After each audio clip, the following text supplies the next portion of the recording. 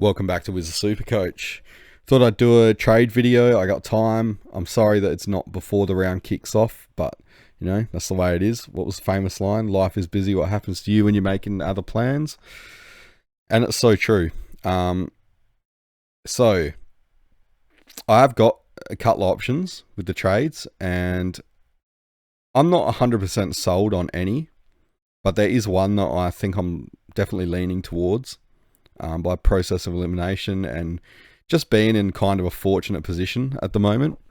So a big thing that factors into it is I have 28 trades and 3 boosts left, and I don't really pay too much attention to it, but people have been telling me that that's quite high. A lot of people don't have at least that many boosts left, and obviously the trades are lower too. So with my rank of 101, that seems pretty high. Now, I've been saying lately that I'm not interested at all in what the 100 teams above me are doing. And it's true, I'm not at all. But I've also been told by people that those teams at the top probably don't have as many trades and boosts. Now, that may not be true, I don't know. And it's not really influencing what I'm doing here at all. But I probably tend to agree that's likely. I mean, the guy that won it last year, he said he'd used all of his boosts by round 6, I believe. So, yeah, that's pretty crazy. So to still have this many and be up there, I think it gives me the luxury of doing something a bit different this week. So I know a lot of people are just going the classic 1 up, 1 down, but I feel like I can use a boost. Now, there was a couple of options I had that I could have done. So I'm trading out Jake's, because I was right with my gut feel on him. He's about the only rookie that I actually want to get rid of. And I said this last week, but I thought he was pretty much done. I didn't like his position in the team. I didn't think he was going to get a spike score or anything. And then this week he got dropped. So that just cemented it, obviously. I mean, it's injury city down at the Dogs, and he's still not on the team. So he has to go. We don't know how long we'll be waiting for him to come back. And even if he does, let's have a look. What's he projected? Has he been going like high 60s or something? He's not projected to make a hell of a lot, I think. Where are we? Down here. So if he goes at 64s for like the next month, he's only going to make like another, not even 40k. So that's a slow burn. It's like 10k a week. I'm not really interested when someone else could come in and get that in 1 week. So he's got to go. And I mean, yeah, he's not playing this week, so it's not even going to be that. So Jake's got to go. Now, what I would have done if I was going the 1 up, 1 down option, it would have been McAndrew out for whichever primo it was. So that's Naz or Petrarca or one of them. And it would have been Jake's out. But that wouldn't give me enough money. So I'd have to keep Jake's, and it would have to be Sarong out instead. So I'm really not keen on that. I really want to get rid of Jake's. I'm not going to boost him out for the hell of it though. So what I'm going to do is I'm going to do something that's probably a bit of a sin in Supercoach. I'm going to pay up for a guy. Well, I'll get to that last, all right? So first off, Jake's is gone. He has to go. So gut feel there. Yep, that was right. He's done. I want him out of the team. So I want to bring in Rechko. That means Farrow, I guess, has got to go back for using the DPP swing. Rechko in. I don't like how this leaves my team, but it's only for 1 week, like as in the rookies I have to field and stuff. And having all the defensive, mid-defensive DPP all stuck in the back line now. But I can fix that up next week, hopefully. And then the other one will be Sarong out. So that means Grill gets swung back as well. So you can see my problem with this. And I really don't want to get rid of Sarong. I've enjoyed owning him. He's a good player, but yeah, I don't think he's going to go great at the SCG. His scoring history kind of suggests it's not going to be too good. I think he's got like break even of 55. So even if he scores like a 70, or his best at the SCG was a 77, still not going to make much money. So he's got to go. And if I was going to do the flex, I was waiting for another rookie to present so that I could actually run this trade, and Artie Jones got named. So while I'm not the most confident on him, he does seem to have pretty good job security, and he's probably not going to make a ton of money, but I think he can get he can make us 100 to 150k fairly quickly, and that's all we really need here. So that's the rookies done. Now this is the big no-no. So McAndrew out because I think he's... How do I get the boost? I think McAndrew is kind of finished here in terms of fast cash. So I think Sweet will do pretty well on him. He'll probably just body him around pretty easily. Even though McAndrew has got one hell of a reach, but yeah, people are waiting for the Richmond matchup, and I'm not sure what's going to happen. Now, I've said many times, I think he's going to get rested soon, or at the very least, they're going to bring in Rob, and they'll do maybe even like a 50-50 split in the ruck, and then that's going to kill McAndrew because he's not really any kind of player in any other position. So I think get rid of him now while he's got plenty of money on his head. Now, this is the absolute sin that I'm doing. I'm getting in Cherry. Now, just remember that I have the rank and the trades and the money to do it. So I feel like it's either now or never. So I'm just going to get him in, get the big boy. The other thing is getting these big, like super uber primos. Is that even a word? I don't know. But you know what I mean? These real big dogs. Getting them in is what got me to this point. It's why I'm still ranked where I am. Was backing them in from the start. So I think if I do it here, it's kind of tried and tested. I think I'll be alright. Just one thing with Cherry, though, that I'm not keen on. One, he's got the round 12 bye. That's kind of annoying, especially if I want to get Petrarca next week. That will, I think, take me up to 5 primos on that bye, which is not ideal. But I kind of don't give a shit about the buys too much. A lot of the previous winners said they didn't really bother to plan around the buys too much. I mean, it's 1 week versus how many, and it's best 18 scoring. So, you can take a little bit of a dip if it gets you up long term, I think. The other thing is with Cherry, so I'm not worried about the break even. I think Sweet put a 140 on Geelong last week. Cherry can do at least a 150. So even if he goes 150, he's not going to lose much money, like 12 to 15k, something like that. Who cares? So you're going to be waiting a while if you think he's coming down. The thing that really does put me off, though, is if you wait to get him on his bye. So pre-bye, he's got Geelong, should be good. Sydney, Grundy, he's he'll do. I think he'll do okay against, but he's not going to put up a monster score. He should monster McAndrew though if he plays in round 10, and then it's Wits. Now Wits isn't nearly as restrictive as he has been in the past. We've seen that with Gawn and Grundy put up nice big scores on him, so I think Cherry will do well there. So that takes him up to the round 12 bye. So probably looking at like 2 big scores and 2 decent ones. But when he comes back from the bye, he's got Fremantle.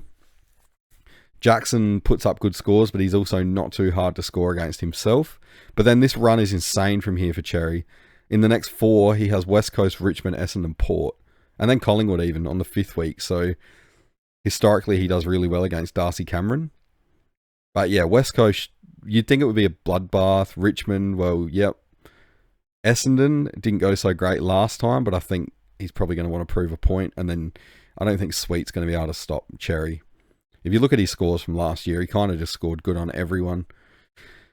So, yeah, I want a piece of that for sure, that run. So do I wait till he's bye to get him? I don't know. Might be even putting myself off here. But this week, I think there's a lack of VC and C options. And I think Cherry's like a pretty safe captaincy to fall back on. Don't want to go Gawn and Grundy because they kind of cancel each other out, usually. And I think Gawn will probably play more in the ruck tonight because Grundy will eat Heath alive. I think it's more about giving Gawn a rest, and when they come up against these better ruckmen, Gawn will be in there a lot more. I don't even know if Heath is going to keep this ruck time up, to be honest. I mean, if Melbourne are serious about making finals, they can probably do it against bottom teams, but not when it comes to the more serious teams. And then Butters should rip the Crom a new one in the midfield, but you never know. I noticed Keys was named in the centre, and he's been known to tag in the past. He did a really good job on Dacos once before.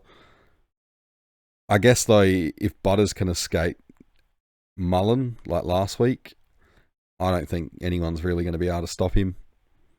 So I'll probably VC him into Cherry, or it would be Bont into Cherry.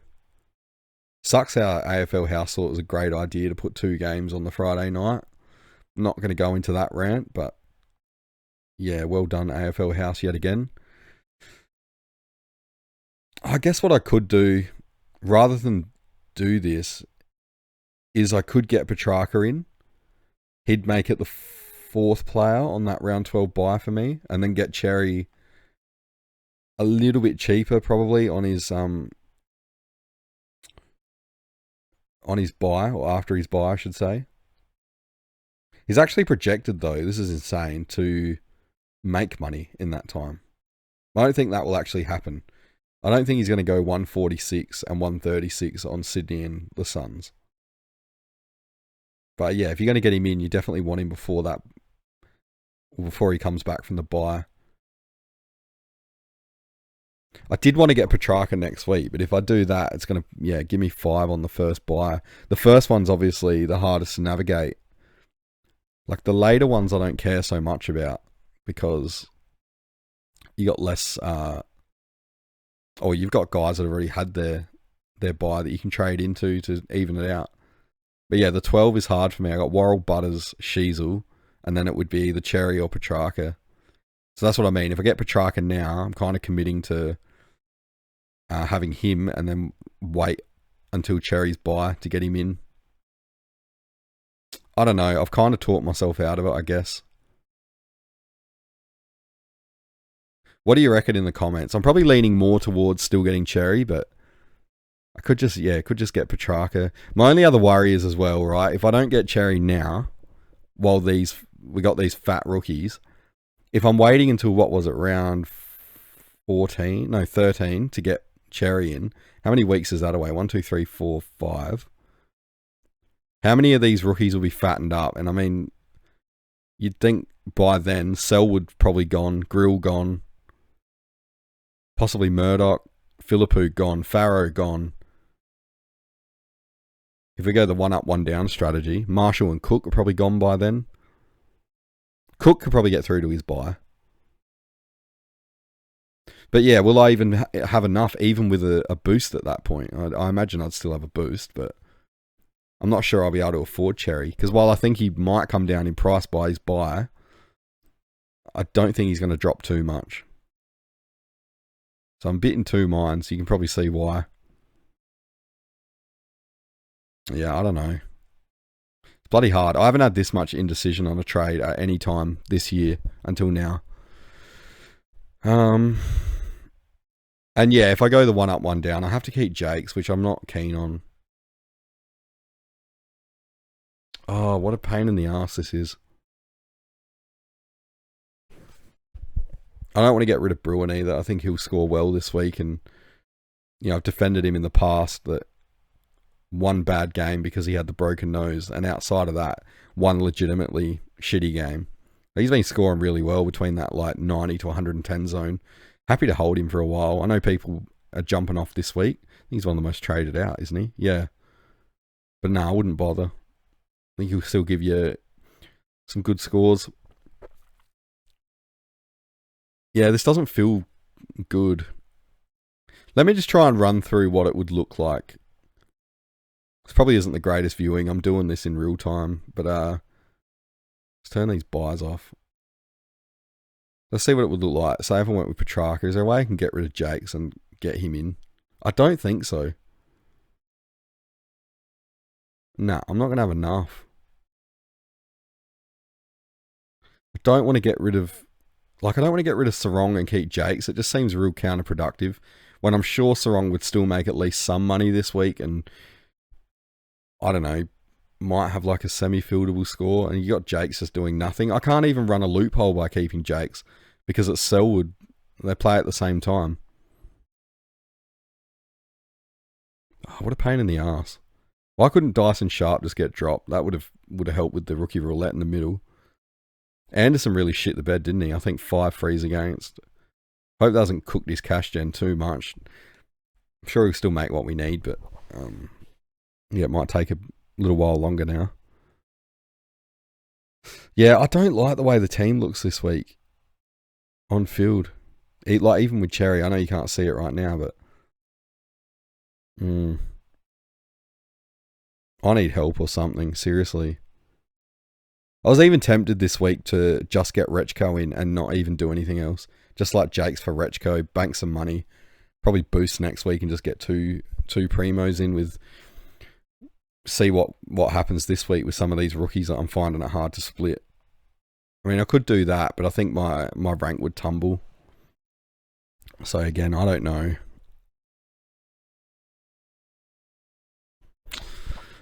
Let me know in the comments what you think. I think I've taken up enough of your time. I think I'm just going to run with the cherry boost and just, make the most of it. I think I've got the luxury to do it. Hopefully. It won't come back to bite me in the ass later. So that's probably what I'm going to run just through process of elimination, I think. How many players have I got left to upgrade? 1, 2, 3, 4, 5, 6, 7, 8. If we assume Flanders as a keeper. That's after bringing in Cherry. So it'd be 8 more. So let's say like 1 up, 1 down for them. That's 16. That leaves me 12 trades on top of... Oh no, it'd be 9 trades on top of that. I think I'm willing to take that bet that 9 after all the 1 up, 1 downs would be enough. Could probably even still do a few luxury sideways, like I can see a Worrell and Clark maybe not making the end. And then, still have some injury ones left over if I'm lucky enough to have a good run. But who knows? I think I'm going to do it. I think I'm just going to send it and put Cherry in. As I said, let me know in the comments. I know I'm committing like multiple Supercoach sins here. But sometimes you got to risk it to get the biscuit, as cliche as that is. Let me know what you're doing with your trades. Hopefully it's a bit more straightforward for you guys. And good luck for the rest of the round. And hope the Crom get up in the showdown, but I can't see it happening. I'll try and do another live next week, and there'll obviously be a round review, but maybe a live on Monday. So thanks for watching, and I'll see you in that review, I guess. Cheers.